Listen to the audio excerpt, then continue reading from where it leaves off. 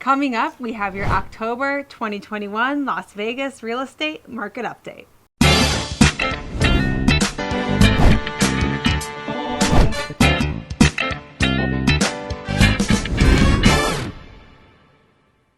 Hey everyone, I'm Steve. And I'm Kristen. We are the Thomas Group with Love Local Real Estate, your local Las Vegas and Henderson realtors.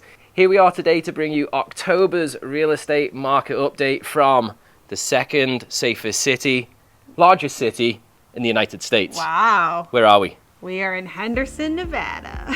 Pretty cool, right? Yeah, that's really cool. We'll talk a little bit more about this in the market update coming up. If you're thinking about buying new construction right now, we're going to tell you why we think new construction absolutely sucks. And if you're thinking about buying it's a bit dramatic, but why resale is better. I'll tell you why I think it sucks, and you can you can make the decision if you want on that one. But we're going to give you the ins and outs on what's been happening in the real estate market. International flights are opening up as well, so that's going to be bringing a lot of new traffic here to Vegas. And I know we've got a lot of international clients all around the world that are going to be flying in. Yeah, and finally as well, I was going to say we're going to talk about interest rates, what's happening with that next year. That'll tie into new construction too. Awesome. So should we get into the numbers for September? Yes. So yep, like Steve said, these are the end of September's numbers, which we put out in October. So we're going to start with single family homes. The median sales price was $406,500. That was up 0.4% from the previous month, so up a little bit. We're seeing that really kind of start to settle. And that's up 20.5% from the same time last year, which is wild. Yeah, but you've got to remember last year was kind of an anomaly almost in terms of everything that was happening. But most important thing is that the numbers are up. Yeah, exactly. And if you're curious what we're going to start seeing coming up, we do tend to see the market slow down over the holidays. Sometimes we even see a little dip in price, come December, January in the median sales price, and then spring ramps things up again, doesn't it? Yeah, but just with the lack of inventory that we still have right now, who knows whether we're going to have a typical year this year. I mean, certainly everything has not been typical, so far, but we'll see. Time will tell. Yeah. There were 3,209 single family homes sold last month. Whoa. Crazy, pretty much the same as the previous month. Yeah, I noticed that there wasn't, wow. It was 0%, basically exactly the same. Yeah, and down 1.9% from the same time last year. All right, moving on to our inventory. There were 3,463 homes available for sale. That's up 6.4% from the previous month. So we are slowly and steadily getting a little bit more inventory, but it's still not enough. It still felt very heavily a seller's market. However, and I did mention this in our last market update, and I feel like it's becoming more prevalent than ever, that real estate is not just local, it's hyper-local. Yeah. So there are some communities, for example, in the Valley, which I'm seeing lots of price reductions in those communities because there's basically a lot of homes for people to choose from, and the sellers have been a bit greedy, pricing them high, thinking that it's April of this year, and they're unrealistic now. So I just want to share that because I've had a lot of clients say to me, Steve, I've seen a lot of reductions on Realtor.com or Zillow, what's happening? Well, I mean, anytime there's a price reduction, you've just got to remember that it's overpriced. I mean, regardless of any time of the year or anything, because somebody's only willing to pay what something's worth. How a buyer determines that is they just look at other properties similar to yours, for example, and then they make a judgment over, that makes the most sense for them or not. Yeah. And if it doesn't sell, it's overpriced. Yeah, exactly. And I think we said this in past videos, seeing price reductions doesn't mean that the actual sales price of houses is falling. As you see, it's gone up a little bit from the previous month. So good points all around there, Steve. There were 3,689 new listings that hit the market last month. That's actually down 7.4 from the previous month. So interesting. Then I imagine that we might actually, we're going to see a decrease in inventory possibly next month. We'll see. And that's down 4.2% from the same time last year. We were starting to see new listings actually increase every month, and I'm surprised to see that number start dropping a little bit. I thought it was, what was the previous one that increased here? Units available. Yeah, the availability. Because we were seeing new listings increase. So obviously our inventory was increasing. Right. And now they kind of dropped. So I'm curious, maybe we'll we'll actually see a small decrease in inventory next month. Yeah, To be it's, determined. I mean, it's one of those, it's a weird time of year right It now, is. isn't it? Where we're kind of, at the end of the busy season, approaching holidays. Right. People don't necessarily want to be putting their home on the market and then finding a new place, before Thanksgiving and Right. Christmas and all that sort of stuff. We'll see what happens in the numbers. Yeah, we will. And very last thing we want to point out, which Steve kind of alluded to, is we have 1.1 months of inventory. If you watch our channel all the time, you know that a balanced market that neither favors the buyer or the seller is 6 months. So this is heavily favoring the seller. So we are still seeing multiple offers on a large majority of the properties, right? Mm-hmm. I think Redfin put out a report that it was maybe about half, but we said most of our clients are shopping in, quite popular areas in Henderson and Summerlin. And I think everyone on our team, probably on 95% of our offers, we're going up against multiple. Yeah, I Multiple. just put a listing on the market Oh my goodness. earlier this month and had 14 offers, within 3 days. Yeah. Multiple, I would say maybe 25% of those offers were cash, Wow. which actually seems to be about the same statistic that we see overall in the market. There's Yes. about 1 in 4 offers are from a cash buyer. So, if you guys are using financing and you're hearing us talking about, there's multiple offers, you're competing against cash, you've got to do certain things with your offers to make your offers attractive. And we can teach you, we can coach you on the exact things that you need to do, because although cash is king for various reasons, there's things that we can do to make your offer look like cash. Yeah. Although you're still using financing, we can make it look like cash, but you've got to call us and we'll tell you how to do that. Yeah, you're totally right. All right, now let's get into condos and townhomes. The median sales price last month was $230,000. Again, that was up 0.4% from the previous month, same as a single family, so a little bump. And it's up 17.6% from the same time last year, which again, just crazy. There were 869 units sold. That's down 2.1% from the previous month and up 19.7% from the same time last year. We mentioned this in a lot of our videos. The condos and townhomes took a while to rebound from COVID, and now because people are getting priced out of single family, the condo and townhome sales have really ramped up. So Yeah, that's they why we're sure seeing that difference there. There were 628 condos and townhomes available for sale last month, down 8.6% from the previous month and down 58.8% from the same time last year. That's huge. Yeah. That's really big. Okay, and then now we're going to kind of get into and see why. There were 869 listings, the new listings that came on the market. That's down 13.1% from the previous month and down 8.1% from the same time last year. So even though closings were down slightly, the number of new listings was down dramatically. I mean, obviously the demand is there and it's eating up the inventory again. 100%. Well, hey, that's good for us because we're about to list our We're about to list the townhome. So if anyone's interested, let us know. We'll give you a good deal. Yeah. Because we won't need to pay a buyer's agent a commission. So we'll pass those savings on to you. Yeah. In fact, just want to tease really quick. Yes. If any of you guys out there watching and you actually own properties in Las Vegas or Henderson, contact me, because I've got a way that I can help you for sale by owner your home and save a ton on fees and all sorts of stuff. It's a really creative method that we're going to be rolling out. So if you're curious and you've got a home to sell, contact us. You can find all our info at thethomasgrouplv.com and give us a call. Send us an email and I'll fill you in. Yeah,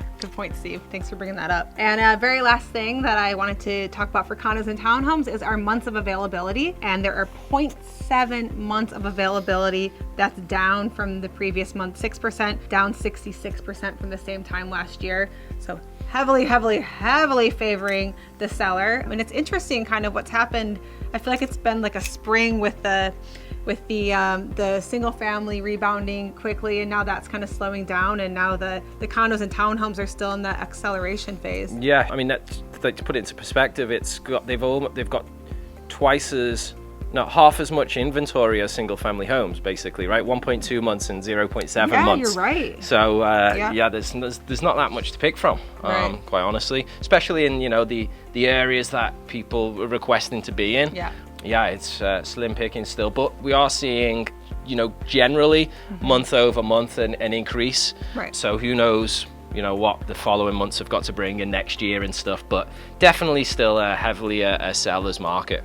Yeah, absolutely. Now, Let's get into some of those little tidbits that we teased at the beginning. How about the new home sales, Steve? Well, new construction, quite honestly, I mean, I might get a lot of bad rap from the builders by saying this, but I think buying a new construction home right now is very, very challenging, right? For many reasons. First of all is the demand, right? There's so much demand to buy a new home that in a lot of communities you're on a waiting list. They're still doing like silent auctions on lots.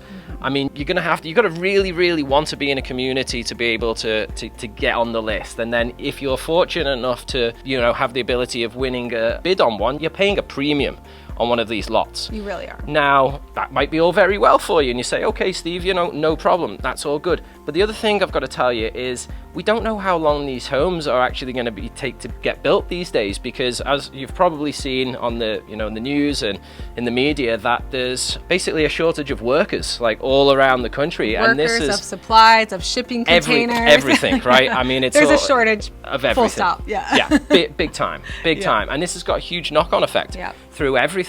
Like, I've got a client right now that was supposed to be the home, they've been building it for over 6 months, and it was supposed to be ready in November. Now it's going to be ready in January, and that they're not even sure if it's January or not, because they say they told me it's a moving target. Yeah. I'm like, okay, well that doesn't really help people that are trying to plan, and that makes it hard. If you're one of those people that's fortunate that you can build a house and concurrently stay in your home and just not have to stress about it until it's ready, then great. But that's not for everybody. They need, people have to plan. You have to organize.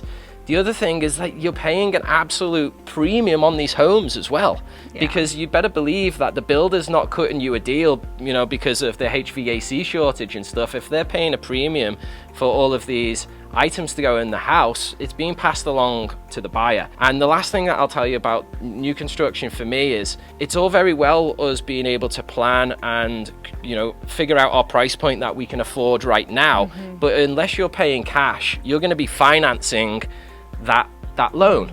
Now, the builders will only, a lender will only be able to underwrite a loan for your home when it's basically complete.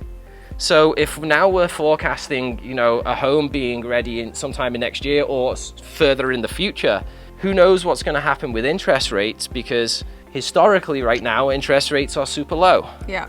And there's things that look like the interest rates could be going back up, but you really don't know what interest rate you're going to be paying on your new home next year. Yeah, I'm so glad that you brought that up, Steve, because I actually pulled some statistics of some of the big agencies and associations predict every year where they think interest rates are going to go. So let me give you some stats. Yeah, okay. The Mortgage Bankers Association, and this was the highest one to be fair, so don't let this really scare you, but they predict by the end of 2022 that rates will be at 4%. If you put in your name on a lot or something, or on a waiting list for a new build right now, I mean, you're probably going to be finishing up at the end of 2022. So 4% they said where they think interest rates are going to be. Okay.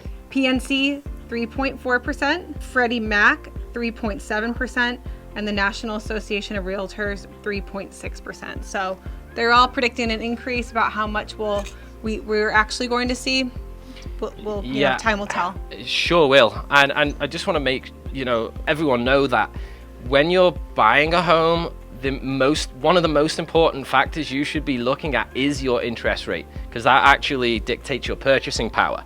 And although there might be some people watching that like, oh, it's only a few extra basis points higher than what is available now, that can make a huge difference on a $500,000, $600,000 loan. Just actually piggybacking onto that, conventional loan rates have just gone up as well. Yes, they have. To $648,000. It was a big jump. I believe it is. Yeah. We're going to have David, our lender, on a video with us soon, giving you guys the scoop on that. But it can play in, the interest rate's a big factor into your purchasing power, what you're able to afford. So one of the reasons that we feel that resales are a better option now is, well, for those of you that are, able to build a house, right, and wait 6, 8, 10, 11, 12 months, what we highly recommend that you put some consideration into doing is buying a resale like Kristen and I did. This is our home here that we've just moved into. Been a bit of a mission, but we'll tell you about that in another video. Yeah.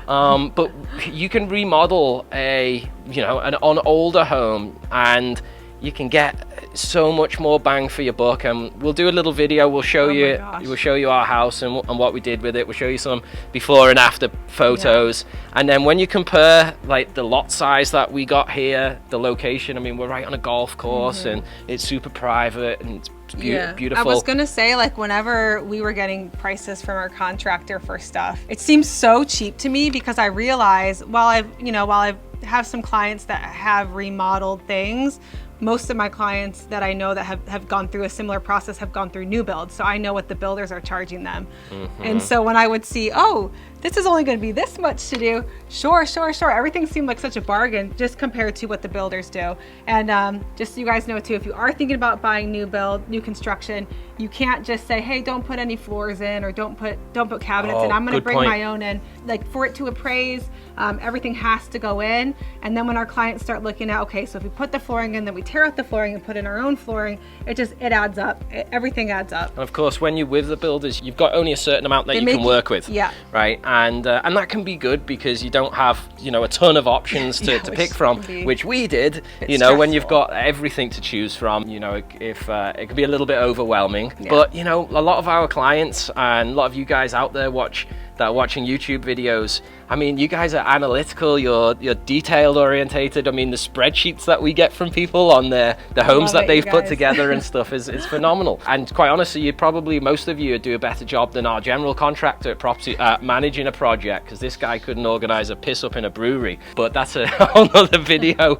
We'll tell you about our story about remodeling and tell you about the challenges that we've had. And you can learn from our mistakes, but you can hopefully get a great property for yourself. Make sure that the other thing is, when you're buying a resale home right now, if you pay like top dollar on a property, some people are like, I don't want to be the highest dollar per square foot in the neighborhood. Well, if you're going to be living in that community for the next 10 years, what you're doing right now is what we did, is you now set the precedent for everybody else's property to come on the market. So you then become not the highest dollar per square foot price on the market, because some of your neighbors see that they sold the home for high prices, and then they decide, well, we want to sell as well, and then they sell for more than you paid, and that sets a new comp. So what's it worth to you? Can you afford it? Which is obviously very important. Make sure you don't max yourself out. But yeah, you're totally right, Steve. There's way more bang for your buck in resales, you guys. You don't need to wait, and look, there's plenty of resales out there that are turnkey, you don't need to do any remodeling to, or maybe just a little bit here and there. But we would highly recommend that you open your horizons, if you like, because I feel that so many people are looking for exactly the same thing, just turnkey, complete, ready to go.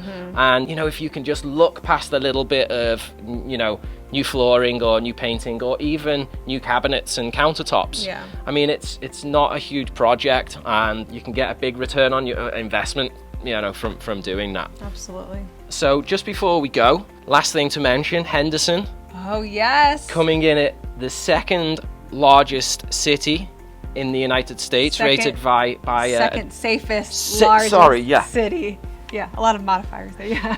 But by AdvisorSmith. If you haven't seen this, on the news or the article, we'll put a link in the description for you so you can take a look at that. But very proud of that. I know, that's really cool. It makes me feel really good, knowing that I'm living in one of the safest cities, in the United States. And this was really rated out of exactly 3,115 cities were rated in small, medium, and large. And Henderson came in second. Now we know that Henderson is often being in the top 10 and stuff, but it's now the second safest city. Do you know where Vegas came on the list? No. Where did they come? 17th. That's actually pretty good, But it's 8 times safer here. Yeah, but that's quite good too, though, for Las Vegas. Out of that many cities, that's great. Yeah. Guess where came 18th? What came 18th? LA. Oh, okay. What came in number 1? Number 1 was Virginia Beach. Virginia Beach. Oh, the big military base there. Your old stomping ground was one of the last. What, Detroit? Yeah.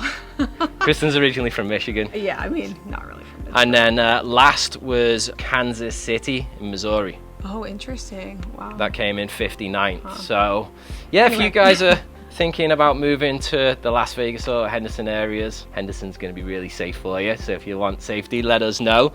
We'll live here ourselves, and of course Vegas isn't too bad as well. So we hope you enjoyed our market update, and thanks for watching. If you haven't yet subscribed to our channel, we really appreciate it when you do so. We bring you market updates every single month. Our team bring you community tours, things to do in Las Vegas, what it's like living in Henderson, and much more. But for today, thanks very much for watching.